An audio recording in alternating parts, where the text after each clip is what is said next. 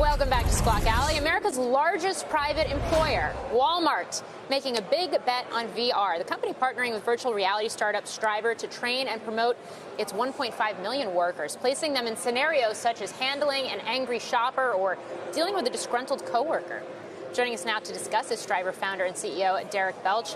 Derek, great to have you back on the show. I remember back in September when you were rolling out this expansion of VR technology within Walmart, you came on. I'm wondering, in that time period, what have the results of this technology in training reaped, and can you quantify the effects of it?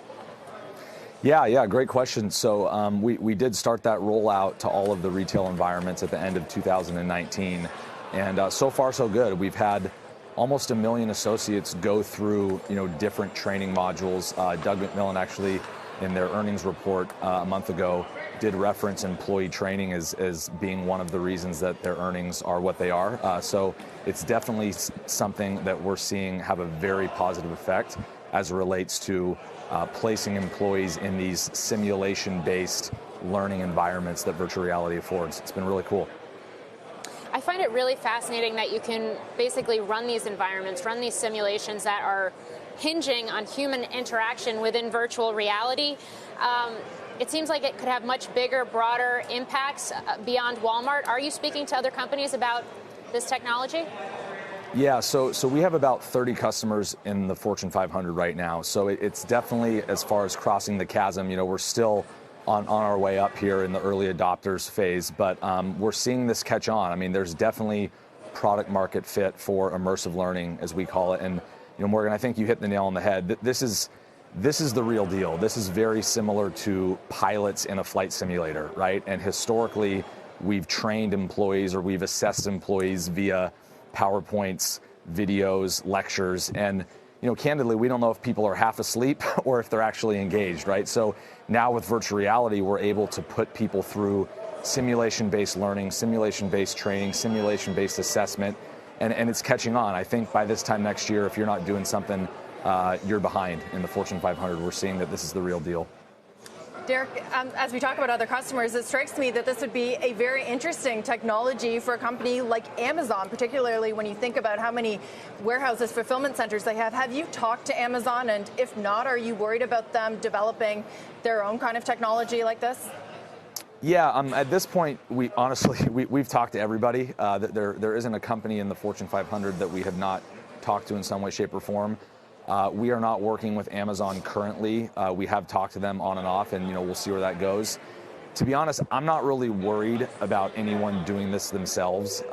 This is still the very early days of virtual reality. We work very closely with Oculus, who is owned by Facebook. They're a great partner of ours. And we take a lot of pride at STRIVR in what we call the end-to-end solution, which is basically, hey, in the early days, while you're an early adopter and the technology is certainly viable and ready, it's also really difficult to scale. So we do a lot of heavy lifting for our partners, Walmart being one of them, Verizon, BMW. We just do a lot of work for them up front while this technology is finding its legs to get to the point where computers, iPads, cell phones are right now as a useful tool in the enterprise. So I'm not worried about anybody in the next 18 months or so doing this on their own, but certainly we'll see as the ecosystem evolves where it goes from there. I'm interested, Derek, in how you factor in the actual experience of people that put on these headsets. I mean, I've put on a number of them over the years, and I'll be honest with you, I find it a little bit disorienting, at least at first. So how do you, I guess, help employees or help people that are being trained or being considered maybe for a raise to get past that? Yeah, so this is an issue for sure. I mean, that question always comes up in every demo. Hey, am I going to get sick? Oh, I'm good. I don't need to put it on. I got sick last time I did this. Usually, I mean, this is all about how the brain works in your equilibrium, right? So if you're sitting or you're standing and you put on a headset, and now you're on a roller coaster or you're running through an active shooter game or something like that, yeah, you're going to get nauseous because your body is static, but your brain thinks that it's doing something else. So we take a lot of pride in making sure that the experiences we build, along with some of the subtle things we do in the software, aren't going to lead to nausea.